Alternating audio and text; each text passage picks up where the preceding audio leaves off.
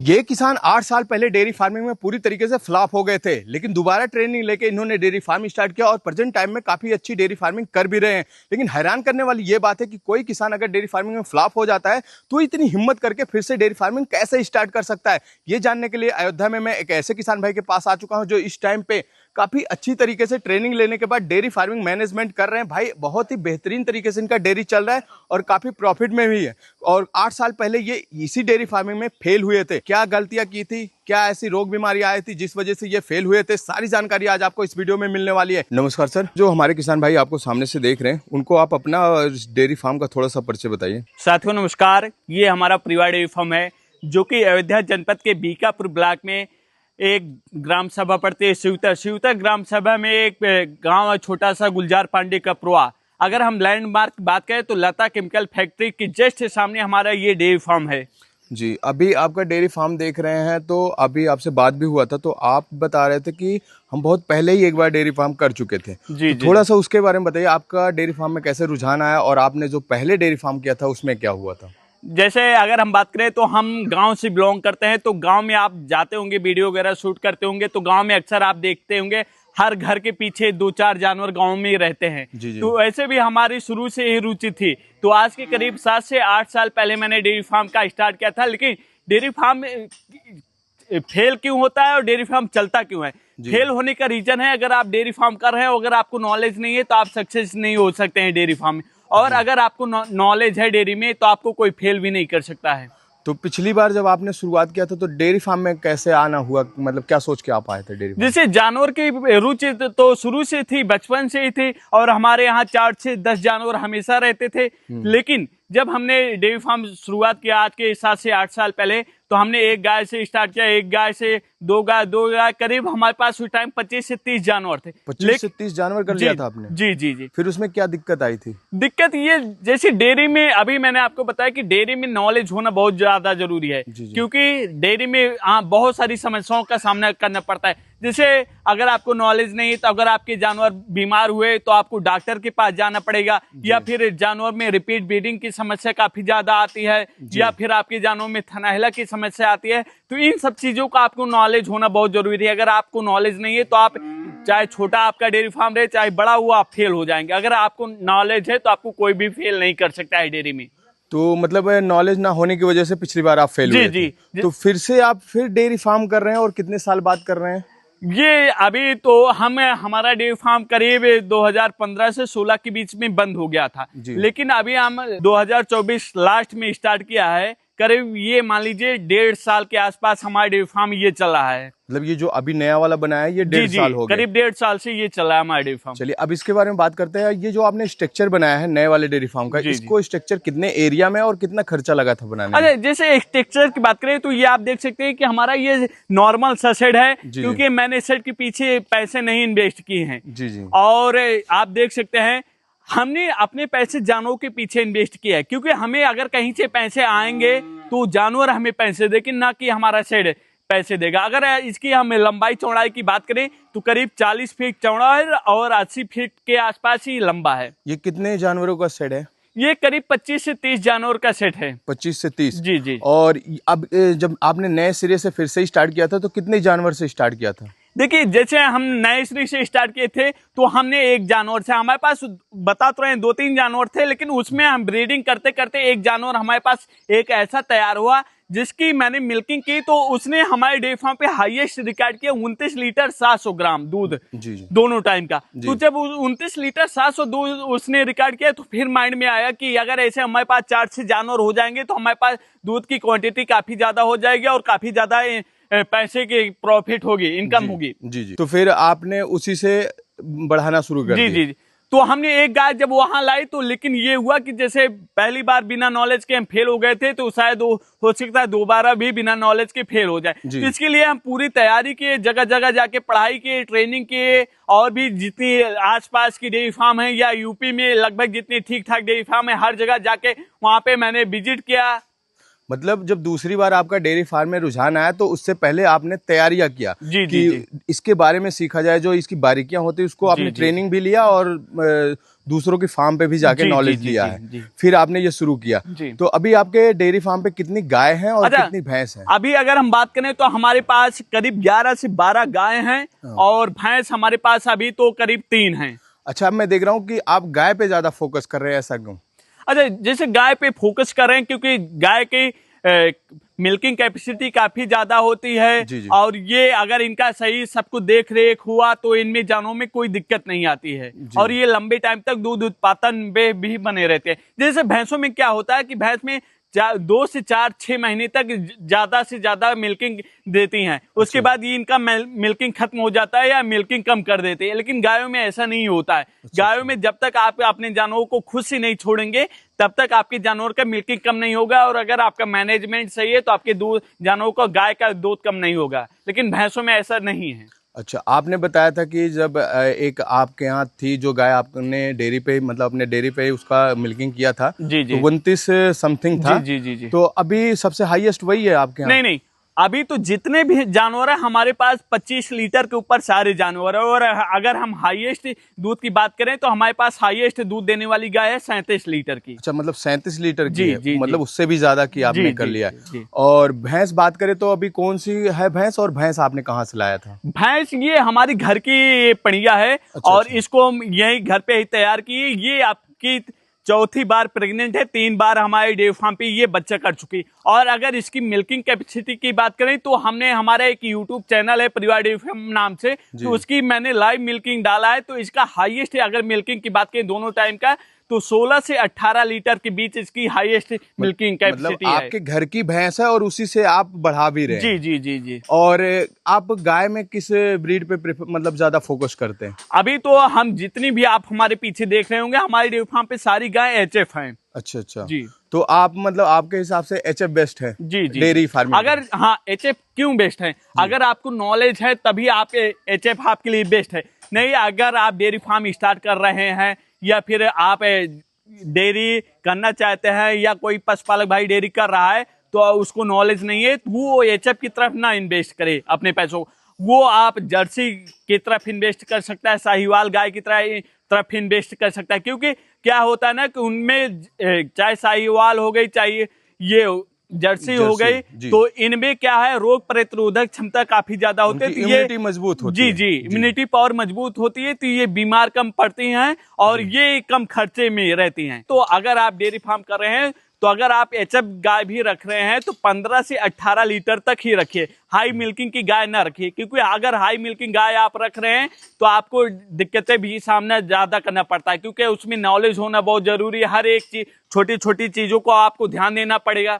अच्छा, high milking जो रहती है उसमें ज्यादा हीट की दिक्कत होती है क्या, टेम्परेचर या फिर वो जी, मैनेज जी, नहीं कर जैसे पाते? गर्मियों का समय चल रहा है तो अगर आपके पास अच्छी हाई मिल्किंग गाय है, एचएफ गाय है, तो आप अगर आपके पास जानकारी नहीं है और आप सही से रख रखाव नहीं कर रहे हैं तो आपकी जानवर में बहुत सारी दिक्कतें का सामना करना पड़ेगा। जैसे गर्मियों के मौसम में क्या होता है कि आपके जानवर हीट स्ट्रोक में चले जाते हैं, आपके जानवर दाना चारा खाना कम कर देते हैं, आपके जानवर बीमार होते हैं काफी ज्यादा गर्मियों के सीजन में। लेकिन अगर आपका मेंटेन डेयरी फार्म सही सेटअप है तो आपके जानवरों में ऐसी कोई भी दिक्कत नहीं आएगी। जैसे हमारे पास तो अभी तो हमारा नॉर्मल सा सेट है लेकिन हमने हर चीज की व्यवस्थाएं कर रखी है अपने डेयरी फार्म। जैसे आपसे भी देख सकते हैं मैंने पीछे जूट के बोरे भी लगाए हैं और ऊपर सरकंडे भी लगाए हैं और फॉगर भी लगाए हैं। इससे क्या होता है कि अगर आप सही पूरा नियम से चल रहे हैं तो आपके जानवरों को हीट स्ट्रोक से बचे रहेंगे गर्मियों के मौसम में। जी, जी। और बात कर लेते हैं, जैसे अगर कोई हमारा नया डेयरी फार्मर है, नया डेयरी फार्म स्टार्ट करने जाता है, जैसे आपने भी जब स्टार्ट किया था पहली बार, तो कौन सी ऐसी ज़्यादा खतरनाक बीमारी होती है जो डेयरी फार्मर को फार्म बंद करने पे मजबूर करती है? इसके बारे में थोड़ा सा बताइए। जैसे अगर आप डेयरी फार्म कर रहे हैं और अगर आपको नॉलेज नहीं तो आपको 2 बीमारियां आपको आपकी डेयरी बंद करवा सकते हैं। एक तो हो गया बांझपन जिसको हम रिपीट ब्रीडिंग कहते हैं और एक थनहेला हो गया है। अगर ये दोनों बीमारी अगर आपको नॉलेज नहीं है तो आपके डेयरी पे कंटिन्यू होती रहेंगे और आप डेयरी में सक्सेस नहीं हो सकते हैं। तो इससे बचने का कुछ उपाय आपका आइडिया देंगे? जी, जी, अगर आप पहली बात तो अगर आप डेयरी कर रहे हैं और आपको पूरा नॉलेज नहीं है जी, जी। तो आप 15 से 18 लीटर की गाय से शुरुआत करें। जी। और अगर आप कोशिश करें क्रॉस में रखें, जो क्रॉस में रहेंगे तो उनका रोग प्रतिरोधक इम्यूनिटी पावर काफी ज्यादा मजबूत रहेगी और उनमें कोई दिक्कतें ज्यादा नहीं आती हैं। तो आप क्रॉस में रखिए, 15 से 18 लीटर की बीच की गाय रखिए, तो इनमें ये दिक्कतें नहीं आती। और दूसरा, अगर आप एक डेयरी फार्म कर रहे हैं तो आपको नॉलेज होना बहुत ज्यादा जरूरी है, क्योंकि अगर आपको नॉलेज है, आपका फीड मैनेजमेंट सही है, आपके अपने जानवरों को जो दाना खिला रहे हैं, जो चारा खिला रहे हैं, या फिर जो ड्राई फीड आप दे रहे हैं अपने जानवरों को, वो अच्छी क्वालिटी का होना बहुत ही जरूरी है। क्योंकि अगर आप अपने जानवरों को गलत फीड खिला रहे हैं, तब भी आपके जानवरों में रिपीट ब्रीडिंग की समस्या हो सकती है। और दूसरी, हम थनैला की बात करें, थनैला क्यों होता है? ये बैक्टीरियल इन्फेक्शन की वजह से थनैला होता है। जैसे बहुत सारे पशुपालक भाइयों को पता नहीं रहता है, वो मिल्किंग करने के बाद आते हैं, उनके जानवर जमीन में बैठ जाते हैं। तो जैसे जमीन में गंदगी रहती है या आसपास गंदगी होती है, तो हमारे जानवर जब बैठ जाते हैं तो मिल्किंग के बाद उनका कैनाल खुला रहता है, करीब आधे घंटे 45 मिनट तक कैनाल खुला रहता है। तो जब वो हमारे जानवर जमीन में बैठ जाएंगे या उनका कैनाल खुला रहेगा, तो उस कैनाल के वजह से चारों थनों में बैक्टीरिया इंटर कर जाएंगे, और बैक्टीरिया जब इंटर कर जाते हैं तो उसमें हमारे जानवरों में थनैला की समस्या उत्पन्न हो जाती है। इससे बचने के लिए हमें क्या करना चाहिए? अगर जब भी आप अपने गाय भैंस का दूध निकालें, तो आप एक टीट आता है, सोल्यूशन आता है, आप उसको दूध निकालने के बाद चारों थनों में लगा देंगे, तो जो कैनाल रहेगा वो बंद हो जाएगा। तो इससे आपके जानवर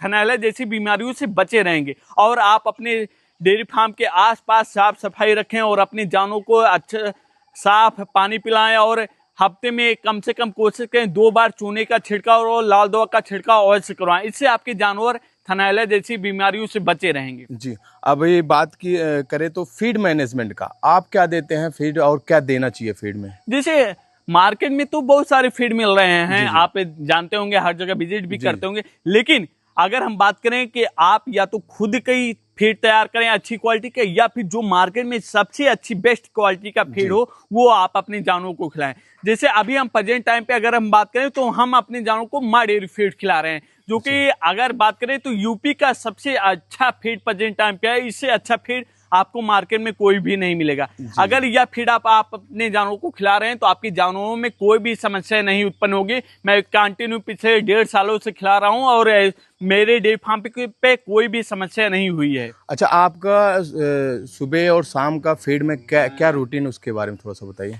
जैसे अगर हम रूटीन के बारे में बात करते हैं, तो अगर मान लीजिए हमारी गाय 15 से 20 लीटर के बीच अगर दूध दे रही है और उसका वजन 5 कुंटल या 5.5 कुंटल है, तो हमें कितना उसको हरा चारा, कितना सूखा चाहिए और चारा, और कितना फीड देना चाहिए, ये बहुत ज्यादा जरूरी होता है कि हमें नॉलेज हो कि हमारे जानवर का वजन कितना है। उस हिसाब से हम अपने जानवरों को फीड और हरा चारा, सूखा चारा दे सकते हैं। जैसे अगर मान लीजिए हमारे जानवर 15 से 20 लीटर दूध कर रहे हैं और 5.5 कुंटल वजन है, तो हम उनको 4 से 6 किलो भूसा दे सकते हैं, जिसको और 25 से 30 किलो के बीच हरा चारा दे सकते हैं। ये हम दोनों टाइम का बता रहे हैं। और उसमें आपका गाय जितना भी दूध दे, अब कितना फीड देना चाहिए। जैसे अगर मान लीजिए आपका गाय दे रही है 1 लीटर पे आपको 400 ग्राम फीड देना है।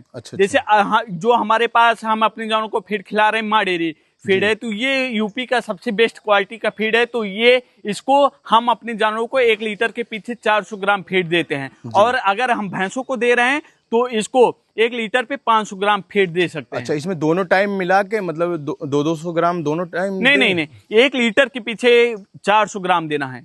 अच्छा, मतलब ये मानिए कि 2.5 लीटर पे आपको 1 केजी फीड देना है। नहीं, मेरा कहने का ये मतलब, जैसे बहुत से लोग होते हैं कि एक ही टाइम में देते हैं। नहीं, एक टाइम में नहीं देना है, जैसे दोनों टाइम में देना है। और मतलब जैसे आपकी 10 लीटर दे रही है, जी, तो 400 ग्राम के हिसाब से आधा आधा करके दोनों टाइम दे दीजिए। जी, नहीं। अगर आपकी गाय मान लीजिए 10 लीटर दूध दे रही, तो आपको 2.5 किलो टोटल फीड देना है। जी, टोटल फीड देना है, और कम से कम 500 ग्राम उसको बॉडी मेंटेन के लिए, कि उसकी बॉडी मेंटेन रहे, तो करीब 3 किलो फीड आपको देना। अब देना कितना है, जैसे आपकी कोई गाय 1 लीटर दूध दी तो उसको आप 400 ग्राम फीड दीजिए, तो ये अगर 2.5 लीटर पे आपको 1 केजी फीड देना है। जो ये माँ डेयरी का फीड है जो हम अपने जानवरों को प्रेजेंट टाइम पे दे रहे हैं, उसके हिसाब से आप सभी को बता रहे हैं। और बात करें अभी तक आपके यहाँ जो मिल्क प्रोडक्शन वो कितना हो रहा है प्रेजेंट टाइम में? जैसे ये होता है, जो भी सही पशुपालक होते हैं ये उनके ड्राई टाइम होता है, क्योंकि ये जब ड्राई टाइम रहेगा तो हमारे जानवर आगे चल के अक्टूबर नवंबर तक ही बच्चा करेंगे। क्योंकि अगर गर्मी में बच्चा करते हैं तो गर्मी में क्या होता है कि हो सकता है जानवर गर्मी ज्यादा हीट स्ट्रोक हो जाए जानवरों को, तो वो पोर्शन हो सकता है, बच्चा फेंक भी सकते हैं। इस वजह से अगर आप पूरा नियम से चल रहे हैं तो आप इस टाइम ऐसे टाइम अपने जानवरों को एआई करवाइए कि जिससे आपके जानवर अक्टूबर से नवंबर के बीच बच्चा करें। ये अक्टूबर से नवंबर के बीच अगर आपके जानवर बच्चा कर रहे हैं तो ये पीक टाइम होता है, ना तो ज्यादा गर्मी होती है, गर्मी लगभग खत्म ही हो जाती है और मौसम ठंड रहता है, तो ये आपके जानवरों के लिए बेटर मौसम रहता है।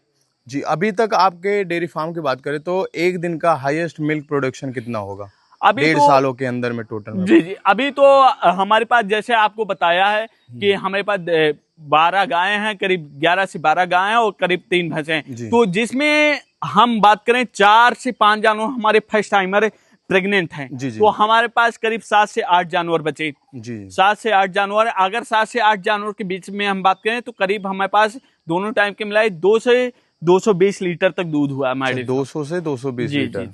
चलिए, और रेट क्या मिल जाता है? आप सब इसको सेल कहाँ पे करते हैं? जैसे एचएफ गाय में ये दिक्कतें होती हैं कि इनमें फैट एस्ट्रेम कम होता है जी, लेकिन अगर आपका फीड मैनेजमेंट सही है, आप अपने जानवरों को हर एक चीज बारीकियां पे ध्यान दे रहे हैं, तो आपके जानवरों का फैट एस्ट्रेम कम नहीं होगा। क्योंकि गांव में क्या होता है कि फैट एस्ट्रेम के हिसाब से दूध का रेट मिलता है। तो अभी जब हम आप दूध सेल कर रहे हैं तो 45 से 48 रुपए का रेट हमें मिल रहा है लीटर। कलेक्शन सेंटर पे आप ले जाते हैं? जी, कलेक्शन सेंटर पे दे रहे हैं 45 से 48 जी, रुपए। जी। और बात करें एक दिन में या फिर एक महीने में आपका लगभग हाईएस्ट इनकम कितना रहा होगा, मतलब कमाई की बात करें अगर आप बताना चाहें तो? जैसे ये तो मतलब आप ऐसे ही एवरेज निकाल सकते हैं कि पर डे का, अगर मान लीजिए अभी तो ये ड्राई टाइम चल रहा है और वैसे भी अगर हमारे जानवर पीक पे होते हैं तो 2 से 220 लीटर तो दूध जाता, नहीं तो ऑन एवरेज करीब 150 लीटर तक हमारा ऑन एवरेज बना रहता है। लेकिन अभी गर्मी का टाइम है और हमारे लगभग जानवर ड्राई हो चुके हैं, तो करीब हमारे पास 100 से 120 लीटर अभी प्रेजेंट टाइम पे हमारे पास दूध हो रहा है। अच्छा, खर्चा कितना आ जाता होगा एक दिन का? अगर आपका सही मेंटेन है और आप मैनेज कर रहे हैं, आपके पास हरा चारा है, सूखा चारा है और सारी चीजें आपकी व्यवस्थित हैं, तो 50% खर्चा आ जाएगा। 50% खर्चा और आपकी बचत होगा, 50% खर्चे आ जाएंगे। जी। अच्छा, इतनी बड़ी डेयरी का आपको मैनेज करने के लिए कितने इसमें लेबर की आवश्यकता होती है? जैसे हम हर चीज का बता रहे हैं, जैसे दवा से लेके, फीड से लेके, चारे से लेके, हरे चारे से लेके, वर्कर से लेके, सारी चीज अगर सब कुछ देखेंगे तो 50% खर्चा आएगा, 50% आपका बचत। मतलब पूरा जितने भी इसमें वर्क होते हैं A to Z मिला के सबका 50% वो जितना भी मिल्क प्रोडक्शन होगा वो आपका खर्चा। लेकिन ये तब बचेगा जब आपको नॉलेज होगी। नहीं, अभी मान लीजिए हमारे कोई गाय बीमार हो गई है तो हमें नॉलेज नहीं है, हम डॉक्टर 4 दिन आए लेके गए 4000 रुपए, तो ऐसे ही हम चले गए लॉस में। तो अगर आपको नॉलेज हो तो ये होता है, अगर नॉलेज है तो आप वही दवा जो डॉक्टर ले जा रहे हैं 4000 रुपए, हो सकता है आप 400 में ही ठीक कर ले, और ये ज्यादातर होता है। जी, और एक चीज जानना चाहेंगे, जैसे जो नए किसान भाई डेयरी फार्मिंग की साइड में आना चाहते हैं तो उनके लिए आप क्या कहना चाहेंगे? ट्रेनिंग लेना चाहिए, कैसे क्या? देखिए, बिल्कुल, अगर आप डेयरी फार्म कर रहे हैं और इन फ्यूचर आप प्लानिंग कर रहे हैं डेयरी करने की, तो आपको ट्रेनिंग लेना चाहिए, या फिर आपके पास आसपास जितनी भी डेयरी फार्म हो हर जगह आपको जाके विजिट करना चाहिए। वहां पे आपको अच्छी थोड़ी जानकारी मिलती हैं, तो इससे आपको बहुत कुछ सीखने को मिलता है। ये काम मैंने खुद किया है। अच्छा, तो और स्टार्टिंग कितने से करना चाहिए? गाय से करना चाहिए, भैंस से करना चाहिए, मिक्स करना चाहिए, या कितने से करना चाहिए? आप अपना एक्सपीरियंस बताइए। देखिए, आप 2 गाय से स्टार्ट करिए जी, और अगर आपको नॉलेज है तो आप एचएफ पे भी काम कर सकते हैं। अगर आपको नॉलेज नहीं है तो आप मतलब मिक्स पे काम कर सकते हैं। जी, और जैसा कि आपने बताया कि आप स्ट्रक्चर पे बहुत ज़्यादा हाई फाई वो नहीं करते हैं, तो सामने वाले को क्या कहना चाहेंगे? स्ट्रक्चर मतलब नॉर्मल स्ट्रक्चर बना के स्टार्ट करना चाहिए? जी, नॉर्मल आप सेट बनाइए और अपना पैसा अगर इन्वेस्ट कर रहे हैं तो आप गायों पे इन्वेस्ट कीजिए। और एक चीज अभी आपने बताया था कि आपका जो खाने का नाद है वो कुछ आपने अलग टाइप का बनाया था शायद? जी जी। और अब इस टाइम पे उसका कुछ आप मॉडिफिकेशन करा रहे हैं, तो उसके बारे में बताइए, ताकि कोई अगर नया बनवाना चाहे तो उसमें क्या दिक्कत होती है और जो किस टाइप का नाद बनाना ठीक रहेगा। जैसे पहले के टाइम में क्या होता था, और मैंने खुद ही पहले जब डेयरी फार्म किया था तो गोल की तरह बनती थी। जी जी, गांव तो में अक्सर देखने को मिलता गांव है में गोल अक्सर ये होता है। जी जी। तो हमने पहले उस बनवाया था, लेकिन उसमें क्या होता है ना कि जो हम अनाज डालेंगे वो नीचे जाके बैठ जाएगा, तो उसको हमारे जानवर पूरी तरीके से खा नहीं पाते। और हम अपने जानवर को एक ही बार में चारा देते हैं, तो अगर एक बार में चारा दे रहे हैं तो उसमें पूरा चारा नहीं आता है, तो हमारे जानवर का पेट पूरी तरीके से भरता नहीं है।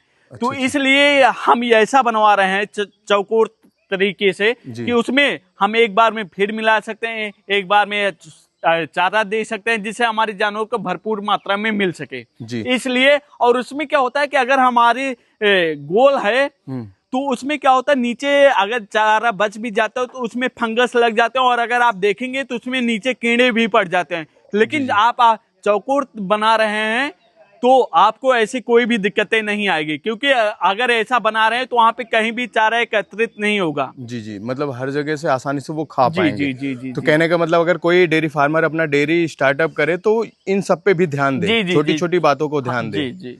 चलिए, बहुत बहुत शुक्रिया सर, बहुत अच्छा नॉलेज दिया, और आपको काफी एक्सपीरियंस भी है, क्योंकि आप एक बार जो कभी फेल होता ना, वो ज्यादा एक्सपीरियंस लेके फिर वो आपने एक बार फेल हुआ, फिर आपने छोड़ दिया, फिर दोबारा स्टार्ट किया, तो कहीं ना कहीं पूरी तैयारी से और पूरा नॉलेज के साथ किया है। तो आपने जानकारी भी अच्छा दिया। उम्मीद करते हैं हमारे किसान भाइयों को भी ये जानकारी पसंद आई होगी। तो मिलते हैं आपसे नेक्स्ट वीडियो में, तब तक के लिए wish you all the best.